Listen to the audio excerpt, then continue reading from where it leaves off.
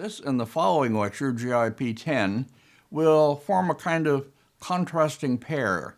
The main artists in them, Shen Zhou and Zhou Chun, represent for the Ming Dynasty the contrast of a great literatus artist who was counted as one of the four great masters of Ming painting, and an unredeemably professional master who hasn't received as much attention as I think he deserves, partly because he was the teacher of two more famous Ming professional masters, that is Tang Yin and Chu Ying. These two, Shen Zhou and Zhou Chun, seem almost a pair in their names. To non-Chinese speakers at least, the one will sound almost like the reverse of the other. And the Zhou that was Shen Zhou's given name is Zhou Chun's surname. And I'll use them for another kind of contrast, the cultivated artist, familiar with old styles, given to the practice of alluding to these old styles in his own paintings. He's really then gazing into the past. And on the other hand, an artist who makes few, if any, references to past painting and works rather in up-to-date styles, and whose major work that my lecture will be mostly about uses no references to the past at all, but is all about the present. It might be called gazing out of my window. And the reason for that you'll have to wait to find out. And it will be, I promise you, a revelation. This will be a familiar face to those of you who have kept up with these lectures. It's Richard Edwards, or Dick Edwards, my old friend and colleague, who taught at the University of Michigan in Ann Arbor for many years. He merits a place at the beginning of this lecture because he was the author of the first book seriously devoted to a single Chinese painter published in this country. His book titled The Field of Stones, a study of the art of Shen Zhou, 1427 to 1509, published by the Freer Gallery of Art in Washington, D.C. in 1962. The title is a translation of one of the names that Shen Zhou used, Shitian, literally Field of Stones. Next. Here's a portrait of Shen Zhou, painted by some anonymous portraitist and inscribed by Shen Zhou himself. I won't offer biographical information about him here because it's available at length in my Parting at the Shore book, in which he occupies most of the second chapter, along with a section on his predecessors, in what comes to be called the Wu school, Wu being the old name for the Suzhou region. After the fall of Yuan and the beginning of the Ming, Suzhou takes some time to recover from the ravages of warfare that accompanied dynastic change. But in time, the tradition of the great Yuan masters is revived in that prosperous city, which continues as a major center of painting through the rest of the dynasty. Zhou Chun and his two famous pupils are all Suzhou or Wu school artists. Next, please. By being the scion of a wealthy landowning family, Shen Zhou belonged to the privileged class that had access to collections of old paintings. Members of it would gather in each other's houses to look at these and discuss them. So he knew intimately the styles of the great masters of the Yuan period. Since most of you out there don't have this advantage by birth or training, let me review quickly who these Yuan masters were and how they painted. Here are two works by Huang Gongwang, a large album leaf from 1342, and a detail from his great Fuchun mountain scroll of 1350. From him, Shen Zhou learns the highly sophisticated kind of false naivety, that paints simple houses as a child might draw them, and shows no apparent skill in drawing, concentrating rather on brushwork and style. Next. From Wu Zhen, seen in two of his paintings here, he learned how to make simple compositions with ordinary materials, river shores and fishermen on the water, and also the use of a comfortably relaxed, broad-line drawing.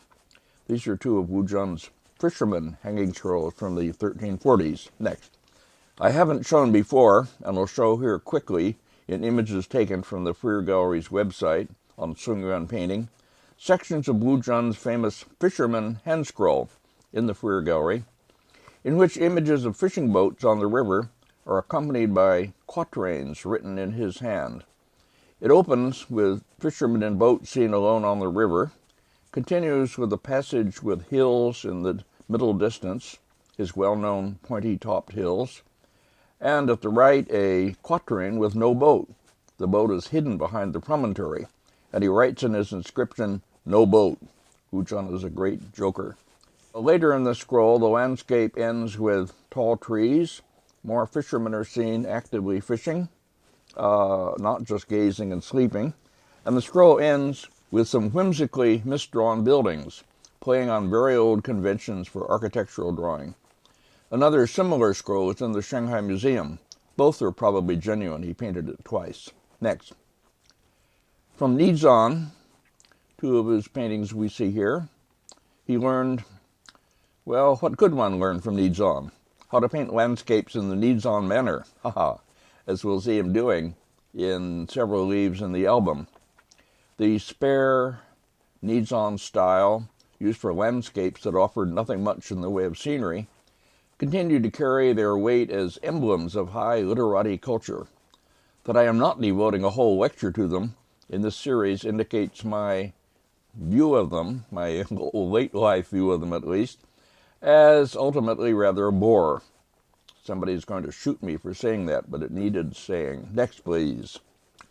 From the far more interesting and creative Wang Meng, to whom I am devoted 2 lectures so far, he learns the densely packed mode of composition.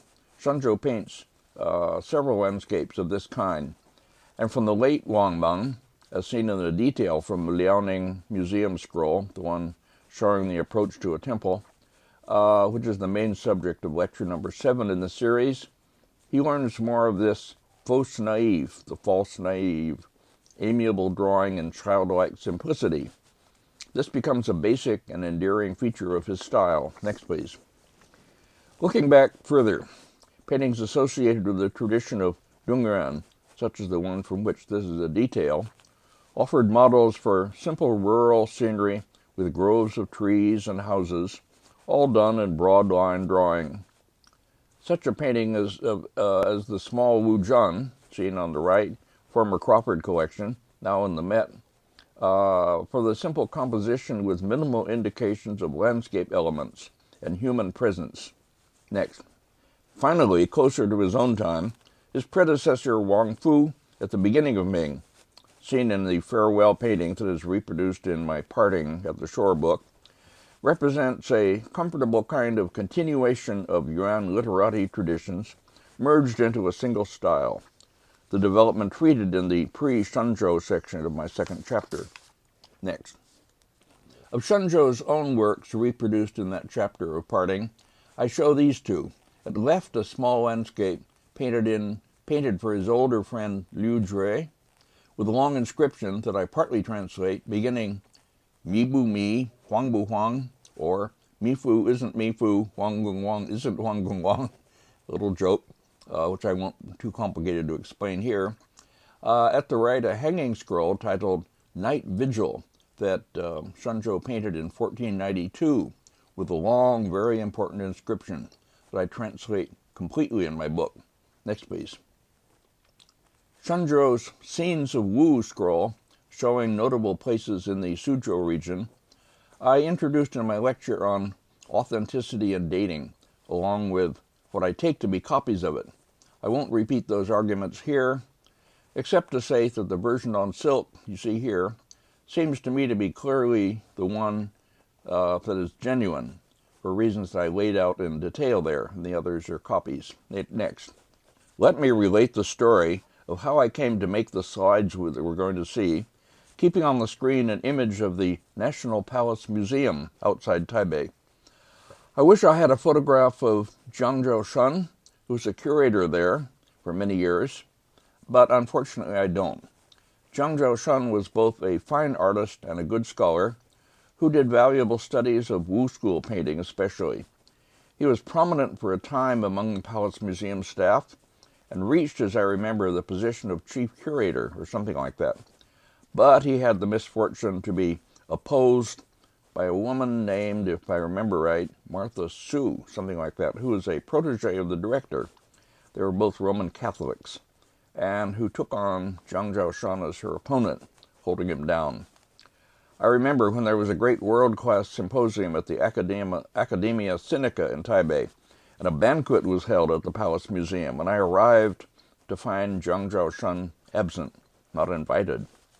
Asking about him, I learned that he was in his office in the same building, so I went off to visit him there. I tried to bring Zhang Zhaoshan to the U.S. for a year, but that somehow didn't work out for reasons I forget. Anyway, it was Zhang Zhaoshan who had borrowed this great Shen Zhou album, a work that was new to me then, and showed it to me in his house near the museum, and allowed me to make slides from it. It belonged at that time to a private collector. I don't know what the name is. Later, Wenfeng tried to buy it for the Met. Very properly, I would have done the same if I had the money or the right position. But it was stopped by the Chinese government, who designated it a cultural property that couldn't be exported. So it's still presumably in some private collection in Taiwan. Next. Now we arrive at last at the album that's the main subject of this lecture, to which all the foregoing has been leading up. And I show first Shen Zhou's inscription leaf, which properly belongs at the end, to talk about how the album came into being. It's an album of 22 landscapes. There may have been one more originally, and it was painted over a 5-year period for a certain Mr. Zhou Weide, and finished in 1482. In that year, Shen Zhou also wrote the inscription on it, which you see here, and which I translate as follows. This is on page 88 of my Parting at the Shore book. Here we go. I have a natural liking for painting landscapes, but I've never attained the samadhi, sammai, the state of perfect concentration of mind similar to yoga, the samadhi of the truly skilled artist. I do them, that is, but I'm not satisfied with them. When the right mood of exhilaration comes, then, trusting my hand, that is painting not loosely, not really thinking much about it, I wield the brush and spread on the ink.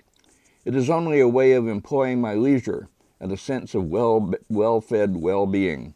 I certainly have no intention of making them look attractive to people.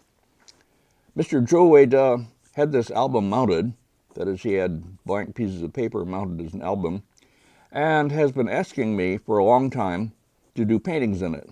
Sometimes I did only one leaf a year, at other times several in a month. In 5 years, 23 leaves have heaped up. But Weide is still eager. With the paintings finished, now he wants an inscription. He won't let me off lightly. It's enough to make the avaricious seeker give up after seeing him. Weide's intention, however, is futile. Since the paintings don't satisfy me, how can they satisfy others? If they don't satisfy others, what is his reason for insisting on having them? It is as ridiculous as a hungry hawk going after a rotten rat. But Weide wishes to take full responsibility for it. What a laugh. Runyan year of the Qingxue era, that is 1482 in our calendar, 5th day of the intercalary 8th month, inscribed by Shen Zhou. So that is Shen Zhou's inscription, now going on. But this, as I read in my book, is conventional self-depreciation. Shen Zhou has in fact devoted a great deal of time and his best efforts to these leaves, which are among his most imaginatively conceived works. His debt to Zhou Weide, whatever it was, must have been a large one. Also, we can guess that some real exasperation must underlie the ostensibly joking complaints he makes about Mr. Zhou's impatience and his importuning, and that Shen Zhou must have been genuinely relieved when the work was completed and could be delivered. Other artists, as we know from written evidence, sometimes employed ghost painters to paint works in their style for them to sign when they became too piled up with commissions. Shen Zhou probably never did. He was not a properly commercial artist, and his debts and obligations belonged rather to the Chinese guanxi system. How that system worked we can learn from an excellent book by Craig Clunas titled Elegant Debts, The Social Art of Wan Zhengming, University of Hawaii Press 2003, which is about just that problem for Shen Zhou's sort of student, Wan Zhengming. That is how the artist incurred and discharged debts of that kind. Very much worth reading. This first leaf from the album, next please. This first leaf is a moody picture painted in ink and light colors in broad, wet brushstrokes, depicting a man standing by a stream at the base of a waterfall, beneath a bare tree. He holds a staff indicating age and infirmity, and he gazes out over the water, absorbed by the atmospheric turmoil around him. Next. Behind him, and behind leafy trees, is a simply drawn pair of roofs representing his dwelling, from which he has ventured out to stand in what must be for him a favorite place. A thick layer of fog or mist extends diagonally across the whole composition, and also moves into the foreground in lower left. Next. If we exercise our gazing into the past function and try to say what old style Shen Zhou is recalling or evoking here, we might at first say style of Mi Fu and his son, because of the repeated pointed peaks and the large dots on the nearest one. But if we are familiar with yuan painting, we can recognize that he is recalling even closer to his time. Next, please. The early yuan master Huang Gongwang, who took up this style, or some elements of it, as a landscapist. Here is his best-known hanging scroll landscape titled Clouds Encircling Luxuriant Peaks, bearing an inscription dated 1309. It's figure 19 in my Hills Beyond a River book, the one on yuan painting. This image is taken from the Chinese edition of that book, where it appears in color on page 49. I don't have an original slide of it easily accessible. The band of mist, the shapes of the peaks, the trees below, all these are similar. Next, please. Or, even closer, this shorthand scroll by the same artist in the Palace Museum in Beijing, preserved in fragmentary form with parts missing. It was partly burned after being removed from the imperial collection. The peaks, the band of fog, the leafy trees are all similar. Huang Gongwang was a scholar official artist working in the Mongol government in the early yuan period. His family had come from Western Asia with the Mongols. Next, please. The second leaf, seen here, is not in any identifiable old style, at least not one that I can identify, although the group of bare and leafy trees might recall similar groups in Huang Gongwang's paintings. We don't need to identify an old master behind each of the leaves, even though Shen Zhou may have had one in mind as he painted. Here, the scholar with his staff crosses a bridge in the lower left, followed, if I'm reading right the minimal indications, followed by his boy servant. He is approaching a Qingxue viewing shoulder on a flat bank, placed so that someone sitting in it can look across at the waterfall. It's typical of Shen Zhou that he fails to plant the supports of his Qingxue firmly on the ground. Three of them appear to rest precariously on the very edge of the bank. But Shen Zhou is not the kind of artist who gets such things right. Getting them slightly wrong is in fact part of his amiable amateurishness. Next, please. The detail doesn't clear up the presence of or absence of the boy servant, but it does reveal some of the more admirable aspects of Shen Zhou's best painting. The rendering of the tree groups in thick strokes, avoiding flattening repetition, the easy shaping of the earth masses in foreground, and the middle ground cliff. We begin to see why Shen Zhou, without troubling to develop a high level of technique, became for his admirers the ideal amateur in Ming painting. Next. Another leaf that has no clear stylistic derivation and is more complex in its composition, again revealing one of Shen Zhou's special strengths. A man is seen working at his desk through the open window of his tile-roofed house over a wattle fence, with bamboo overhanging at left and leafy trees at right. On the flat top projecting bank above, to the right is another Qingxue, its outer legs again planted precariously on the outer edge. But I must stop looking at Shen Zhou's paintings as though they were true, accurate representations. His Qingxue and its placement are conventional signs. The stream behind him flows under a simple bridge and winds into a forest in the distance. Next. Shen Zhou's broad, slow-moving brushstrokes belong to an inimitable style that makes him, as I say, the ideal amateur artist, displaying no showy technique while exhibiting a total mastery within his self-imposed limitations. He doesn't try for subtle atmospheric effects, or subtle shading for roundness or lighting, or sensuous renderings of surfaces, but one doesn't miss those in the presence of his easy control of his personal mode of representation. Next, please. Another leaf in which no antique style is easily recognizable. In this one, the man in lower left approaches his house, also using a cane. The season indicated by the color of the leafy trees is autumn, and perhaps a sense of old age is intended, the autumn of one's life, that is. Inside the house, we see the entryway absurdly enlarged so that it occupies nearly the whole space of the house. If we are generous, we suppose that Shen Zhou has enlarged it to reflect the man's concentration on this welcoming space before him as he nears it. Another waterfall, another potent symbol, if one's thinking goes that way, pours down from the hill at left, its origin, as usual, unshown and mysterious. But again, I'm making the mistake of looking for representational logic in the work of a determinedly anti-realistic master. Next, please.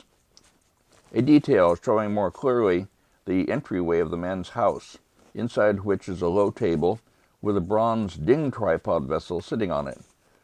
We must always allow the possibility that Shen Zhou's pictures in this album incorporate some knowledge of his patron and intended recipient, Zhou Weide, and his habits and his preferences.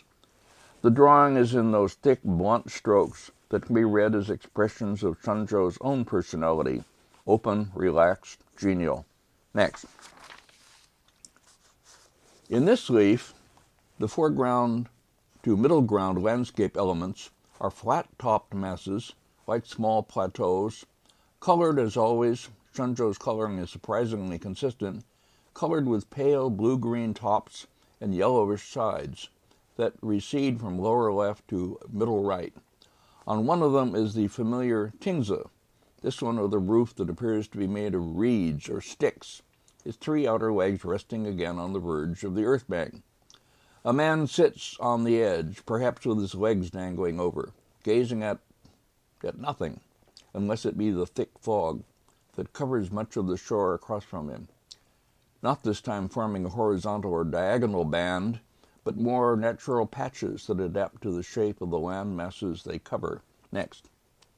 Correction, he's not gazing at nothing, but looking up a defile, a ravine, kind of, out of which a stream seems to flow. This, like so much else in these pictures, is ambiguous representationally. The dian dotting, vibrating on and outside the edges of the landscape forms, and the dotting suggesting vegetation on the opposite bank, set up a pleasant surface resonance. The edges of the fog are soft in this picture, merging into the land masses they cover. More of technique than we recognize at first becomes apparent as we look longer, and our respect for Shen Zhou's achievement only grows. Next. A simple picture, painted in ink only, showing two fishermen offshore from their houses, which are set between a few trees and some tall stalks of some kind of reeds or other waterside plants. The same stalks are seen on the distant shore, these blown by the wind. A flight of geese is seen in the sky. I have no detail of this one, and don't need one, since nothing in it asks to be seen more closely. The model this time is almost certainly, next please, Wu Jun's Fisherman Hand Scroll, which I showed at the beginning. The hills with the pointed tops in the distance across the water, and the two fishermen in their boats, one fishing quietly, the other engaged more actively, with his pole lifted, locating the fisherman so close to the shore and planting a group of leafy and bare trees on the shore also may echo Wu Jun's painting. But where Wu Jun located a kind of houseboat with somebody sleeping in it on the shore beneath the trees, Shen Zhou draws houses, either misremembering or deliberately changing the image. Next. The leaf that follows is another that's in no special style, and it's relatively simple in composition. A grove of dark trees across the foreground, growing on land that is broken only in the center by a stream, a bridge, a few houses on the shore, more houses partly hidden in the trees across on the opposite shore, an absolutely horizontal band of fog across the center, and a lumpy-topped hill with the usual waterfall pouring from it at top. At the left is a more distant pointed peak shown only in paler inked silhouette, and beyond those and above the main bluff, still more distant peaks shown in pale blue. We have to imagine that Shen Zhou, during the 5 years he was working on the album, had days when he lacked inspiration but felt he had to produce another leaf anyway, to follow a program he had set for himself perhaps. This appears to be a product of one of those days. The watery line formed by the tops of the trees is answered above by the equally wavery hilltop, following lumpy forms colored pale blue and yellow-orange, probably alluding distantly to the lumpy top forms of Dungyuan's and Zhuran's so-called alum rock convention. Next, please. The next leaf, in ink only, is another from which I made no detail, since everything of interest can be seen in the whole, and it's not, so far as I can see, in any old style. A man sits upright in his boat, moored outside his boathouse, gazing at nothing in particular across the river. Tall, leafless trees growing on the shore lean over him. What he appears to gaze at across the river is nothing more than a patch of some kind of reeds growing diagonally. The river flows out of distance. A tall mountain is only a pale silhouette. And that's all there is. There isn't any more. Next, please. This leaf is more interesting in theme and composition. A winter landscape with a single figure, painted without any reference to old style that I can make out. It holds our interest longer. We may think at first that the man seen in the center has come across the angled bridge, which, if it were real, would fall down when it was first crossed, since the crucial angle point is unsupported. Anyway, that we might think that he has crossed this bridge and is returning home. But then we notice, just left of center at the bottom, the boat on the shore by which this man has probably arrived. He's a visitor making his way toward the house, or else an occupant of the house returning from a trip, perhaps. But it's too cold for an outing. The trees are mostly bare, but the distant ones still show some reddish autumnal foliage. Next, please. Looking more closely, we see that a flag flies above the buildings, identifying them, as we know from countless Sung period paintings of landscapes with travelers, as some kind of inn or stopping place. So that is where the traveler is headed. His road up to it is almost blocked at the far right by a very dark boulder or earth mass. Lots of details in this leaf show signs of second thoughts or changes of plan. And the final picture, which a professional artist probably would have thrown away and started over, using up one of his fine pieces of paper, still holds our interest, as I've demonstrated by talking about it for so long. Next. The next leaf is clearly in the needs-on manner, with all the familiar parts of his landscapes to be seen, only rearranged into a different kind of composition than Needs-on would have painted, and with the addition of a figure, which Needs-on never painted. When he was asked why, he's supposed to have replied, I quote from memory, something like, that it was because he didn't think there was anybody around in his world anymore. Shen Zhou's Qingxue is set, as usual, with its outer supports planted on the very edge of the projecting bank. Behind the man, in lower left, is a small waterfall that pours down, again an activating element that Needs-on wouldn't have included. The trees could truly have come from a Needs-on landscape. Shen Zhou can reproduce them closely when he chooses to. Next. The build-up of the landscape at right, with an overhanging cliff, gives the scene a dramatic power that is Shen Zhou's own, and makes this one of the strongest leaves, I think. The horizontal dian or dots put on with a brush held slanting accurately reproduce a feature of Nizan's paintings. Altogether, this leaf could be used to exemplify the highly successful combination of allusions to old styles and individual creativity that characterizes Shen Zhou's painting at its best, and it could be taken as a major goal of later literati painting generally. I'll expand on that observation later. Next. Moving out onto the projecting riverbank, we can imagine ourselves sitting in the Qingxue and gazing out at what? Not at any distant shore, because there isn't any, or anything else to attract our gaze, except, and this is odd, a single seal positioned up in the sky, just where one would gaze. Seeing it up close but unclearly with my old eyes, I took out from my reference bookshelf my original edition of Huang Gongwang, Maler und Sammlerstempel aus der Ming und Qing-Zeit, that is, painters and collectors' seals from the Ming and Qing periods, Shanghai in 1940, the book that Victoria Kontag and C.C. Wang put together when she was living in Shanghai.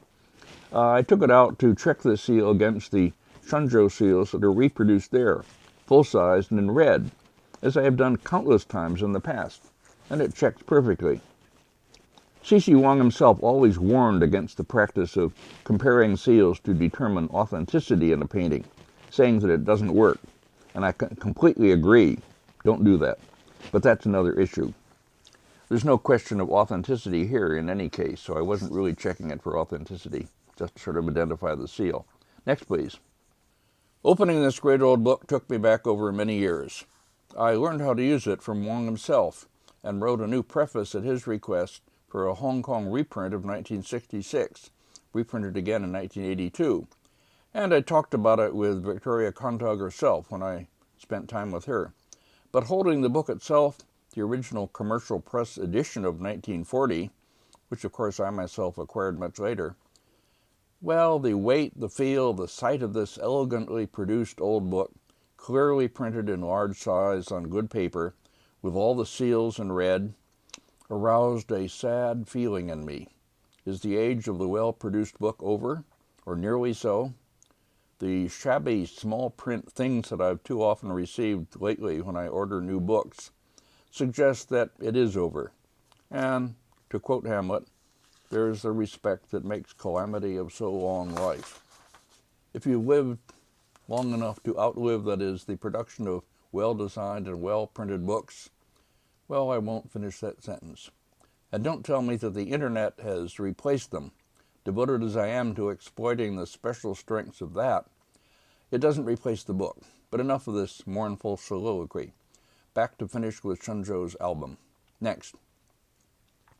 The next to last leaf is another of the moody, wet brush landscapes, loosely in the manner of Gao, with pointed peaks disappearing into distance, and the band of fog, here sensitively treated with soft edges that merge with the surrounding masses, stretching across the center of the composition. The whole picture is unified by the wet, softening atmosphere. A figure is seen, perhaps two, in the open upper story of a large building above the trees. Next. Looking more closely at the lower right corner, we see that a man appears there crossing a bridge, on his way to join his friends in the storied house, probably. The detail also shows how effectively Shen Zhou has separated two planes of depth by drawing the nearer groves of trees, darker and with more detailed foliage, those further back paler and more blurred. For all his deliberate amateurishness, Shen Zhou exhibits in passages like this a remarkable technical control. The large umbrella that the figure holds over him tells us that a heavy rain is falling, and that we are viewing the scene through this rain. Next. The last leaf in the album is another in the manner of Nizan, done in ink only, and another that violates or supplements that landscape manner by introducing a more detailed house than Nizan would have painted, and showing a man seated in it. The group of trees is derived closely from the Yuan Master, as are the stalks of tall bamboo growing behind the house. Next. The mountains near and far, seen in the upper right half of the leaf, all have more or less the same pointed top form. Even the small hills interjected across the space between the large composite form nearby and the pale silhouette in the distance. The dian, dots, some of them horizontal, others upright, supply the necessary vibrancy without really representing anything, except possibly unspecified vegetation. Next. Seen closer, the house proves to be empty except for the figure in it. Perhaps some kind of rest shelter is intended. The man sits quietly, gazing once more at nothing in particular. We have seen Shen Zhou in this album as a consummate master of the kind of later Chinese painting that echoes the past without losing the quality of originality. Long ago, writing an essay for the memorial volume for my good friend Joseph Levinson after his untimely death, my essay titled Style as Idea in Ming Qing Painting, published in 1976, I showed how Levinson, brilliant as he was, had misunderstood the practice of Fang, imitation, in later Chinese painting, and he had taken Dong Qichang to be a conservative imitative artist because Dong Qichang wrote so much about imitating the past in so many of his inscriptions on his paintings. As I wrote, Levinson had misunderstood the nature of Dong Qichang's so-called copying because we art historians hadn't done our job properly, our job of defining how that practice really worked, how it was in no way incompatible with originality, even brilliance, how it wasn't mere imitation at all. And as I went on to point out, this could only be done through visual comparisons. That is, the book readers had been totally unable to deal effectively with the idea of Fang. Next, please. Comparisons of the kind that I make throughout these lectures, showing how the later artists could allude to the earlier works and their styles, remind the knowing viewers of them, calling up visual memories in their mind's eyes, without in any way compromising their own creativity and originality. I used to use musical analogies for this, because of my own deep engagement with that kind of music.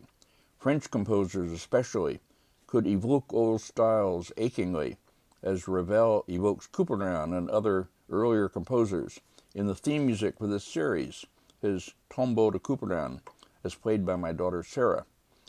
If I can convey now to more viewers of these video lectures how this practice of Fang imitation works visually, I will have accomplished something that I believe to be very important.